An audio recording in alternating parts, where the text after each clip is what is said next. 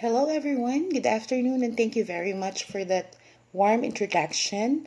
And as early as now, I want to express my heartfelt gratitude to all of you for having me here, for giving me the trust to be able to discuss with you my topics this afternoon. And so, without further ado, let me give to you the different objectives that I created for this particular topic. So, my topics are about gender roles, gender preferences, and gender orientations. And I have here few objectives that will be met as I go along my discussion. So, what are those objectives? I have, of course, to be able to differentiate sex from gender. I also have an objective where you will be able to describe gender roles, to evaluate societal attitudes towards gender roles, and to discuss gender preferences. And of course, finally, to discuss gender orientation and its implications. So, those are the objectives that we will be able to do or fulfill eventually as I go along my discussion. Okay, and so first off, I'm going to discuss with you the difference between sex and gender. What is the difference between the two? Why do we always interchange them? Mayroon nga bang pagkakaiba yung dalawa? Or pareho lang? Okay, bakit nga ba kapag tinatanong tayo about sex, we say male or female? Pag tinatanong din tayo about gender, we also say male and female. But why do we try to differentiate them? Why do we try to contrast them? Okay? So, of course, in the preparation that I have made here, I define sex as something that is biological and physiological. It is something, or it is a characteristics that define men and women. Ano ang ibig kong sabihin doon? So, pagkapanganak mo pa lang, immediately, alam natin na babae ka, alam natin na lalaki ka, because of the organ that you have. Okay? So, our point of reference is your organ. Okay? And let us not try to sugarcoat the term. Hindi natin pagagandahin yung term na bird or flower. Okay? I'll say it straightforward. So, pagkapanganak, nakita nila na may penis ka, so lalaki ka. At nakita nila na meron kang vagina, so babae ka. That's what we mean by biological or physiological. It's the physical characteristics that define you being a man and a woman. So that's sex, okay? So there are only two categories if we refer to sex. That's just male and female, okay? So what about gender? What is gender? Okay, with my preparation, I termed or I defined gender as a reference to the socially constructed roles, behaviors, activities, and attributes that a given society considers appropriate for men and women. Okay, so ito naman yung mga socially constructed roles or yung mga ini-expect sa atin ng society na mga ginagampanan natin, kilos natin, yung mga aktibidades natin, okay, na sabi ng society para sa lalaki lamang at para sa babae lamang, okay? So, hindi ka tinitingnan, basically, doon sa physical attributes mo, okay? Ito ay merong consideration sa mga ginagawa mo, sa mga ginagampanan mo sa ating sosyedad o lipunan, at syempre, kung ano yung tingin ng ating society na normal para sa isang lalaki at para sa isang babae. So that, when you put it in another way, as I have said, sex is about male and female, and gender is about masculinity and femininity. Okay? If you are a man, you are expected to be masculine. And if you are a woman, or if you are a female, you are expected to be feminine. Okay? So, that's the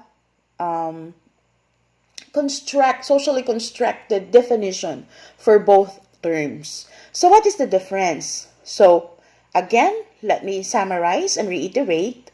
Sex is something that you are born with biologically, okay? It is universal. It is not changeable. Well, unless you decided to change it or cut it or whatever, you try to operate on it, of course, it can be changed. But I am referring to the one that you were born with, okay? Yun yung meron ka pagkapanganak mo pa lang. And then, of course, again, a gender is something learned. It is social, or the social characteristics. It is diverse, okay? It is not necessarily something that one can easily see to you, okay? It is culturally different, and again, it is changeable, okay? So that is the difference between sex and gender, okay? So let's try to do an exercise here. So if women give birth to babies, men do not. Okay? So yun yung characteristics na yun. Ang mga babae nanganganak, ang mga lalaki hindi. Gender ba yan o sex? That's sex because that's not changeable. Okay? That's universal. It's a universal fact that women give birth and that men do not. Whatever they do, they can never give birth. So that's sex. Okay? When we say girls are gentle, boys are rough, it is associating already a characteristics perceived to be feminine or masculine. So, ito na ngayon yung nagkakaroon na tayo ng assignment sa pagiging lalaki or babae. So, ini-expect na kapag babae ka, gentle ka. Okay? At kapag lalaki ka, rough ang iyong kilos, rough ang iyong pananalita. So, that is gender. Okay? Because we are already incorporating the socially expected behavior. Okay, so it is not necessarily true, but that's what we perceive men and women are. Okay, and then another is that women breastfeed babies. Men can only battle feed babies. Is that universal truth? Yes, it is. Therefore, it is sex. Okay, we are talking about characteristics of a person's sex. Okay? So, number 4, doctors are men, nurses are women. Okay? That again is associating femininity or masculinity. Okay? In-expect natin, nagkakaroon na tayo ng, ito isa na to, gender role na to, diba? Kapag lalaki, doktor. Kapag babae, nurse. Parang kasalanan kapag lalaki ka na nurse ka or babae ka na doktor ka. But of course, I am not saying that that's true until now. But before, that's how society perceive gender roles, okay? And another, so ano yan? Doctors are men, nurses are women? That cannot be true all the time, and that is not universal. So, that's gender, okay? And then, boys don't cry. Of course, boys cry. Why wouldn't they, right? But, that is how we usually characterize men. Kapag lalaki ka, barako ka, bawal kang umiyak. Boys don't cry. That's the behavior expected of them. But it is not necessarily universal and it is not necessarily true. Therefore, we are referring to gender, not sex. Okay? Another. I have here, boys are good at math and science and girls are good at language and history. Okay? So, ito na naman yung nagkakaroon na naman ng association sa skills na kapag lalaki ka, automatically, ina-expect sa'yo na magaling ka sa science tsaka sa math. At kapag babae ka naman, ina-expect na magaling ka sa language naman at tsaka sa history. And, well, yan yung socially constructed or social perception about men and women. But is it true all the time? Is it universal? Is it unchangeable? No. Therefore, that is characterizing gender. Okay? And then, when one thinks of an engineer, one hardly ever thinks of a woman. Diba? Kapag engineering jobs, engineering courses, parang dati nakakagulat pag nakakarinig tayo ng mga babae na nagtitake up ng engineering. Kasi nga, diba, society would expect men to be doing that kind of job. Construction, it is supposed to be masculine activity. Okay, so we don't expect women to be going to an engineering class or to be enrolling to this kind of courses. Pero gone are those days. But since we are trying to just differentiate gender and sex, that's just an example. Okay, so noon, kapag engineering, ina-associate lang yan sa lalaki. That is being masculine. Okay, so is it unchangeable? No, it is changeable. It is something that's not true now. A lot of women are doing so great in engineering. So therefore, that's about gender, okay? And then women who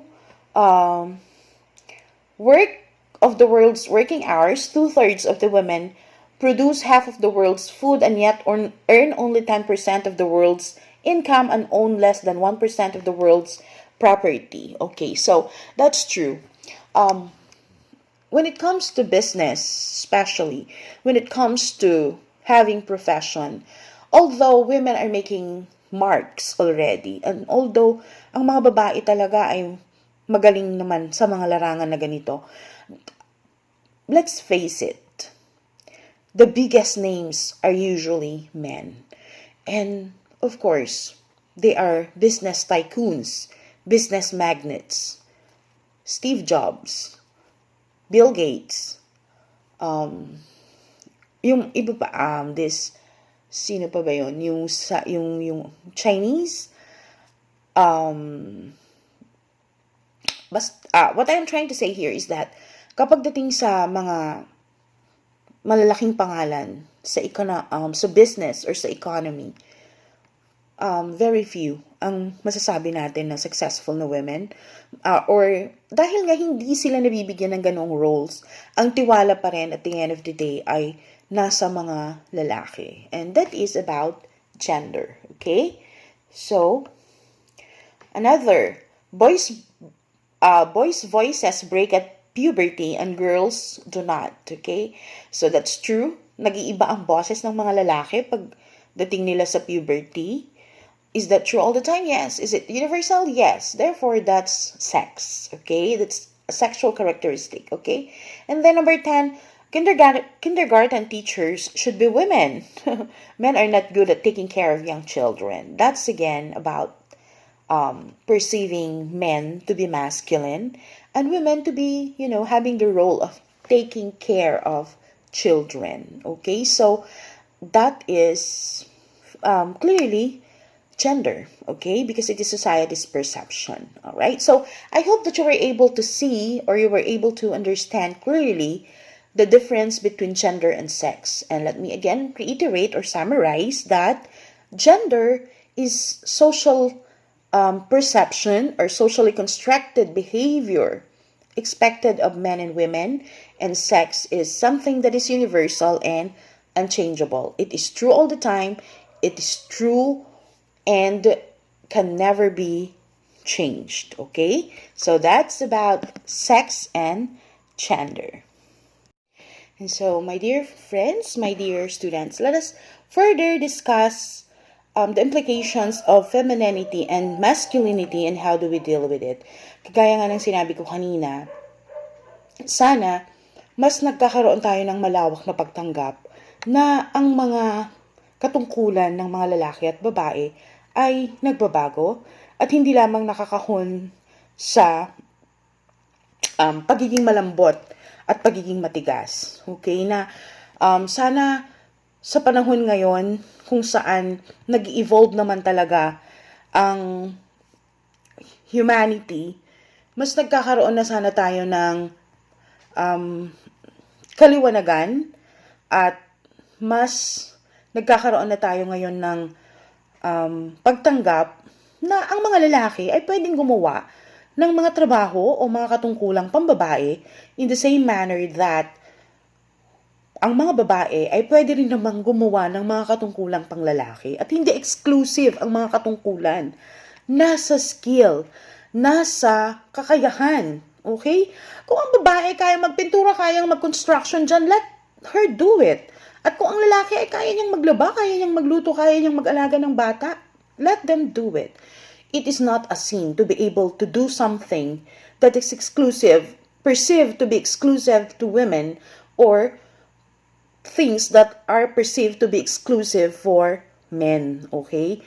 Hindi kasalanan na magkaroon ka ng kakayahan kagaya ng lalaki at hindi rin kasalanan na magkaroon ka ng kakayahan na kagaya ng mga babae. So, let us try to be more accepting. Let us try to widen our perception, broaden our acceptance that in this day and age, sa panahon ngayon, ang magagawa ni Juan ay kaya na rin gawin ni Juana at ang mga nagagawa ni Juana ay kaya na rin gawin ni Juan. At sana mag-umpisa sa atin yung kaliwanagan at pagtanggap ng ganitong klase ng pag-iisip. So that's how we deal with it, okay?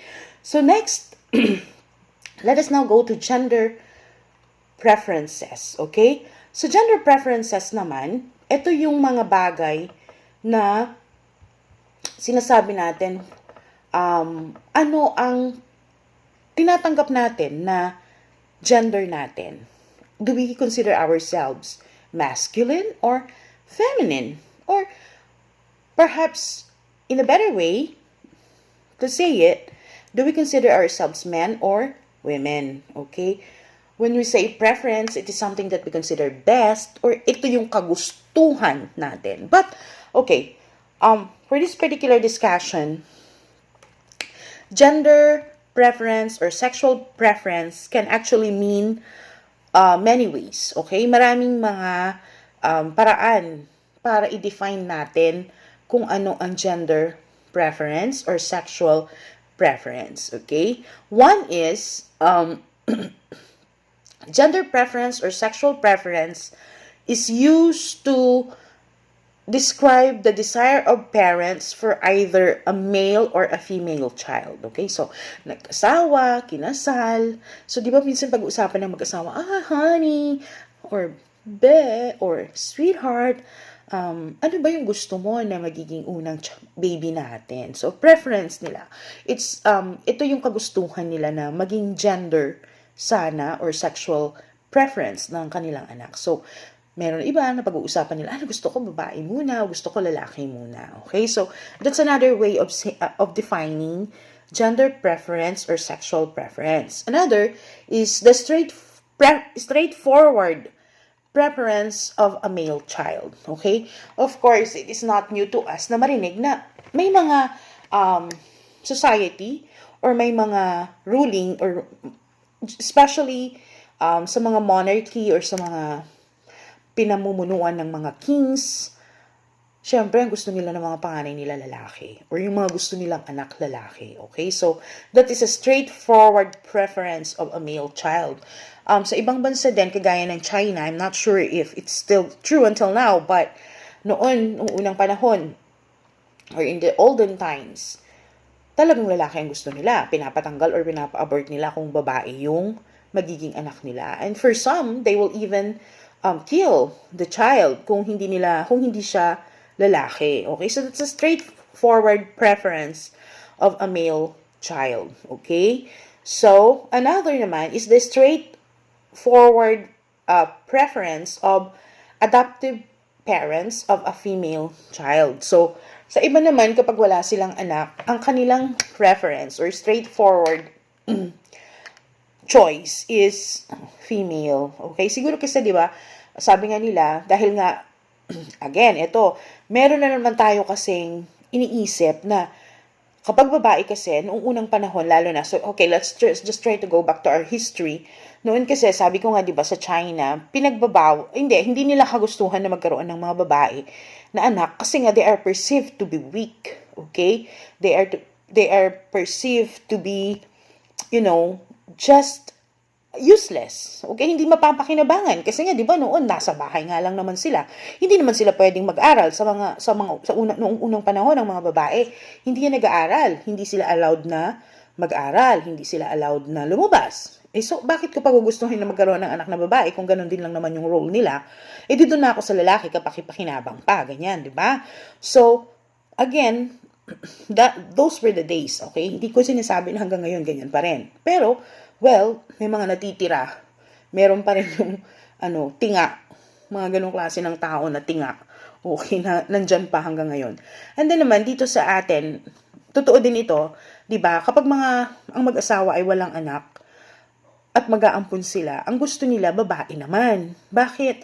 Kasi nga, yung association nila na ang babae ay nurturing, ang babae ay maalaga, ang mga babae ay mayroong responsibilidad sa mas responsable sa pag-aalaga sa mga magulang. Okay? So, gusto nila, babae. Kasi iniisip nila, pagdating ng panahon, pag tumanda tayo, may mag-aalaga sa atin. So, yan yung dahilan kung bakit mayroong preference sa mga babae. Okay? And then, again, gender preference or sexual preference can also used to describe implicit or explicit job discrimination. Okay, so ito nangyayari pa rin sa atin eh. Sadly, in the Philippines, this is also true. May mga company na mas gusto nila yung lalaki dahil, well, ang mga babae kasi, di ba, pag nagbubuntis, istorbo, nagkakaroon pa yan ng mga maternity leave, nababayaran pa sila dahil sa maternity leave na yan. Okay, o kaya, pag nanay sila, mas nalilate, mas maraming responsibilidad sa bahay, ganun. So, may mga companies na prefer nila or mas gusto nila na ang magtrabaho sa kanila ay lalaki. Okay?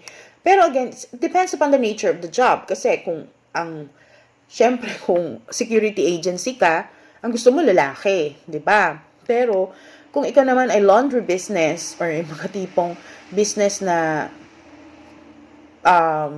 panggawaing bahay, ang prefer naman nila mga babae. Okay? So, again, as I have said, it is also used to describe implicit or explicit job discrimination. Okay? So, kung alin ang mas gusto para sa trabahong iyon. Anong sexual preference para sa trabahong yun. Okay?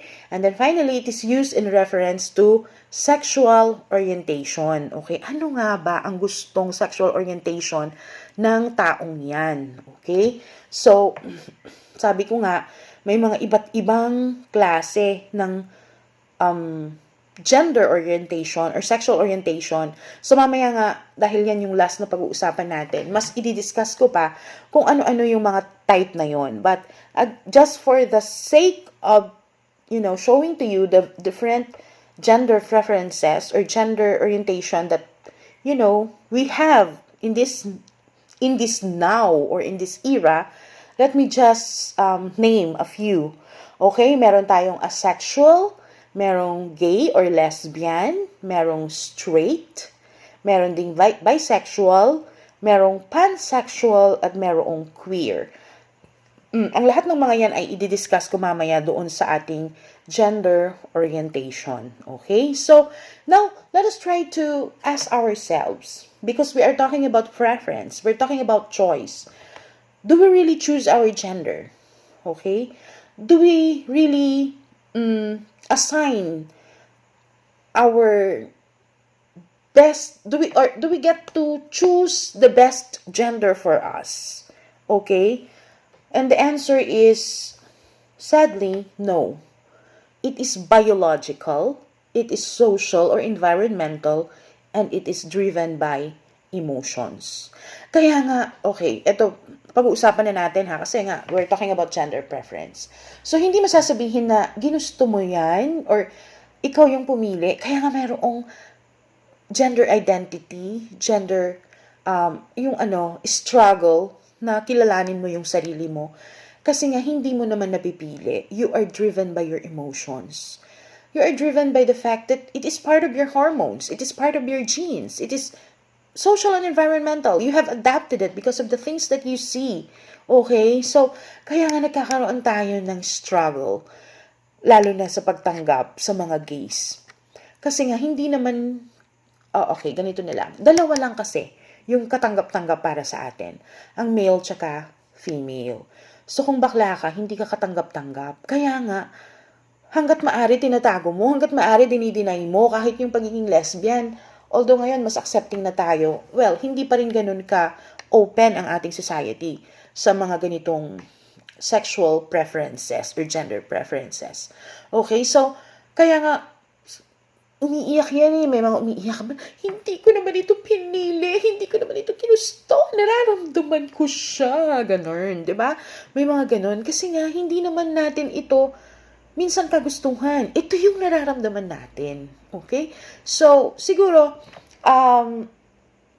para sabihin na, and then in the long run, siguro, kapag nakilala na natin yung tunay na pagkatao natin, then that's the time we will decide, okay, sige, dahil ito talaga ang nararamdaman ko, paninindigan ko to, I don't care kung ano yung sasabihin ng tao, pinipili ko ito. And that's the only time we choose, okay?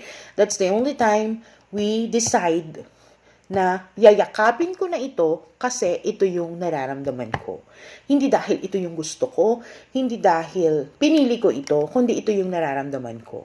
Okay? So, that's about gender preference. Alright? So, without further ado, I will discuss with you the gender orientation naman. Okay? Na pwedeng pagpilian or pwedeng nararamdaman ngayon ng ating mga kasama. Okay?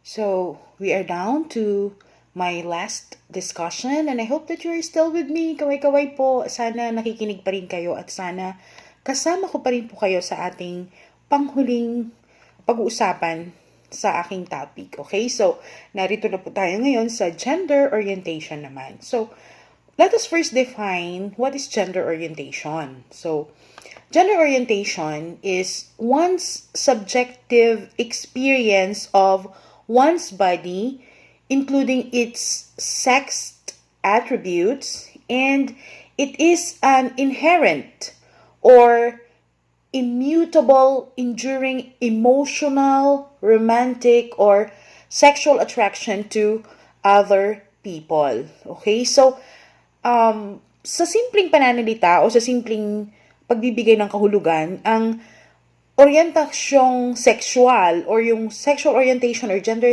orientation na tinatawag natin ay tumutukoy sa kakayahan ng isang tao na makaranas ng malalim na atraksyong affectional or affectionate attraction, emotional man yan or sexual, at yung malalim na pakikipagrelasyon sa taong ang kasarian ay maaring katulad niya or katulad ng sa kanya, iba sa kanya o kasariang higit sa isa, bisexual. Okay? So, this is about being attracted.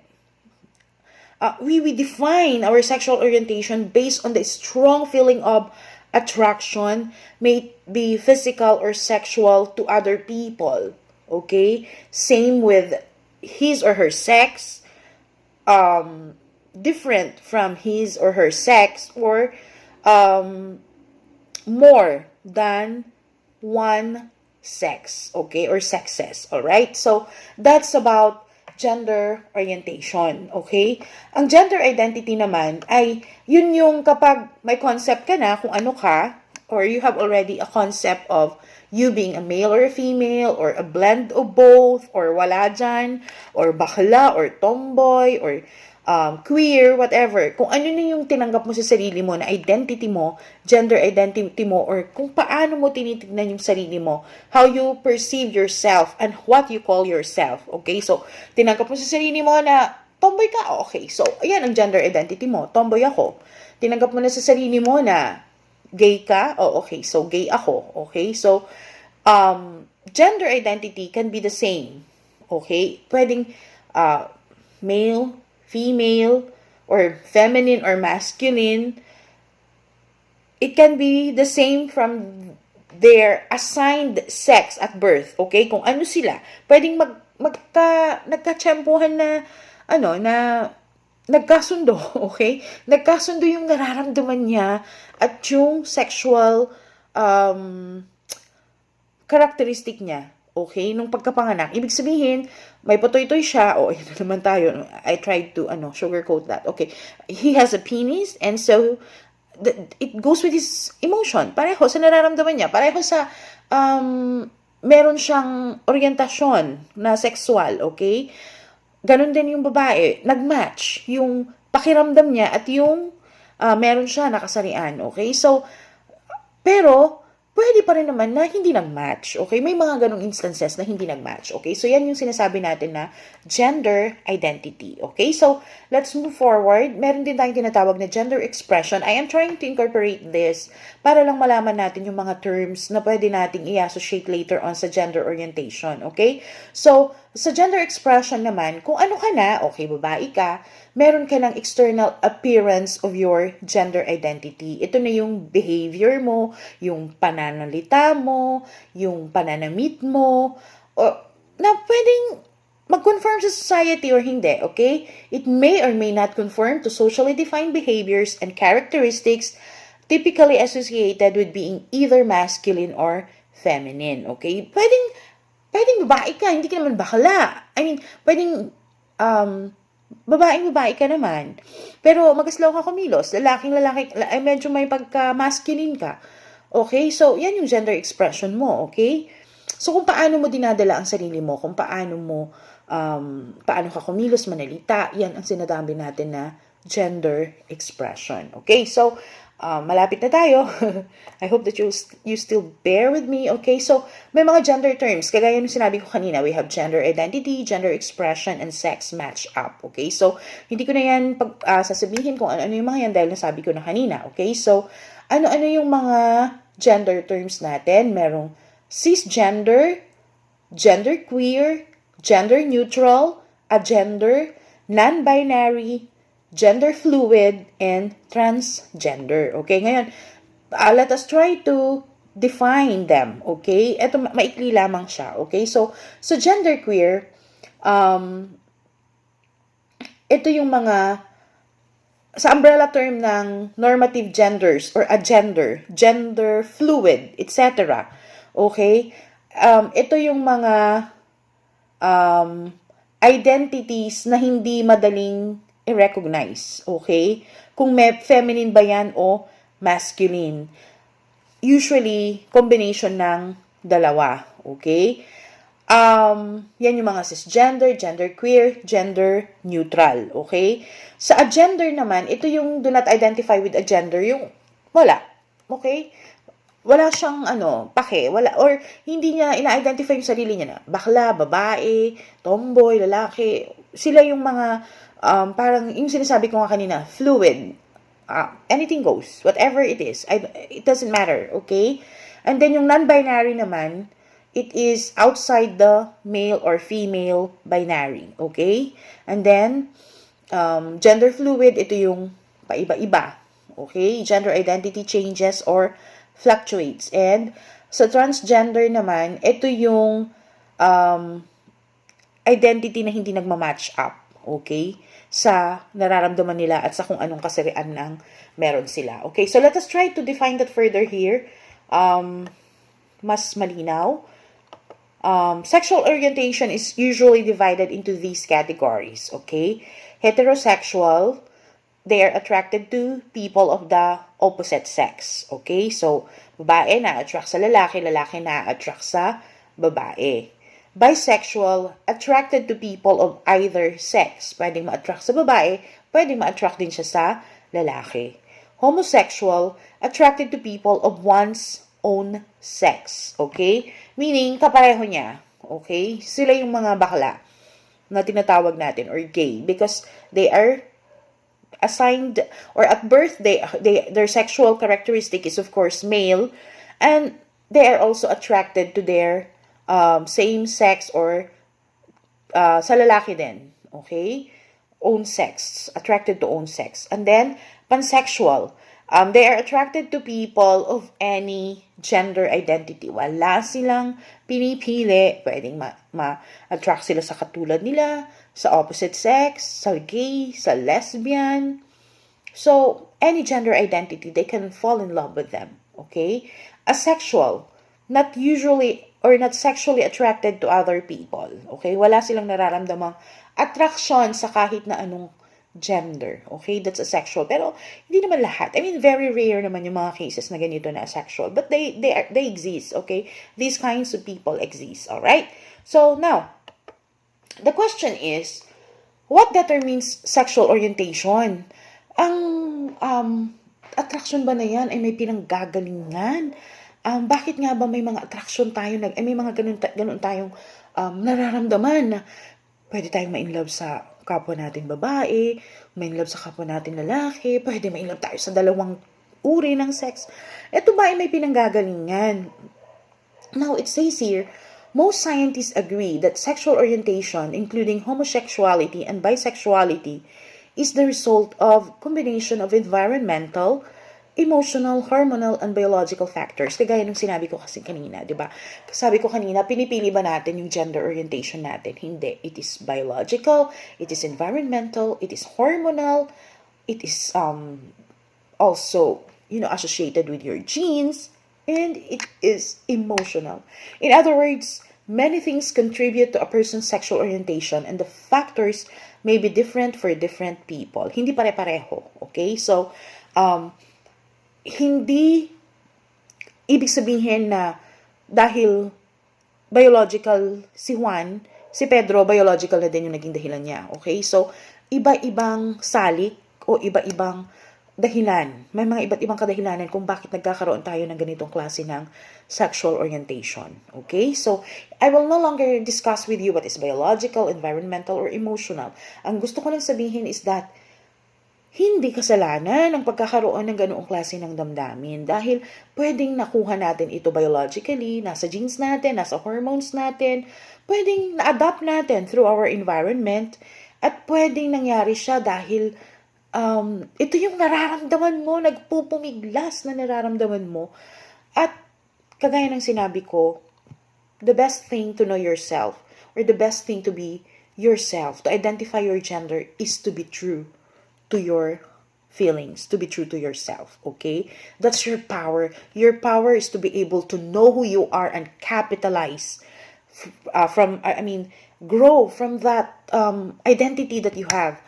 Kahit na ano ka pa, bakla ka, tomboy ka, babaeng babae, lalaking lalaki, pansexual, asexual, whatever you call it, grow from that identity and be the best that you can be as a person.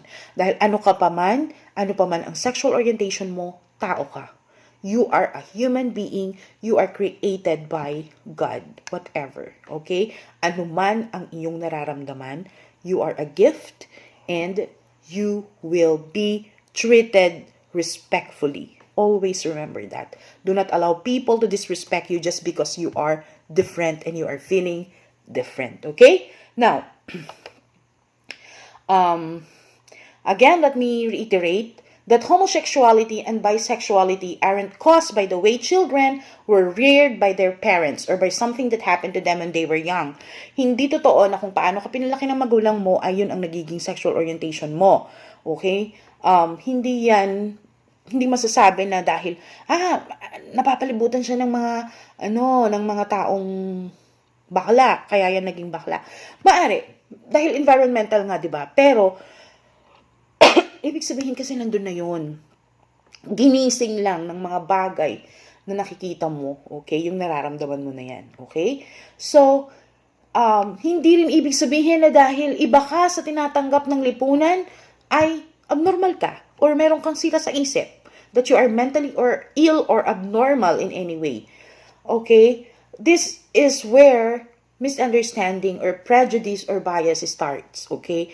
Once you think or consider a person mentally ill or abnormal for feeling different, then that's where the problem lies already. Nagkakaroon ng problema kapag inisip mo na itong taong ito ay abnormal dahil bakla siya, dahil bisexual siya, abnormal siya dahil tomboy siya. That's where the problem begins. So, stop thinking that. Do not start with such prejudices or biases para wala din tayong problema. Okay? So, next.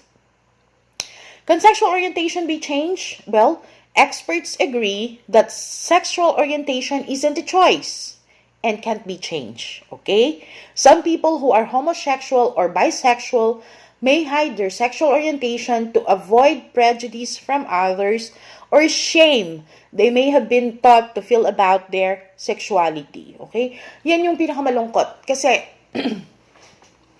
kagaya ng palagi nating sinasabi, di ba? May mga sexual orientation na hindi tanggap hanggang ngayon. May mga gender identities na hindi tanggap hanggang ngayon.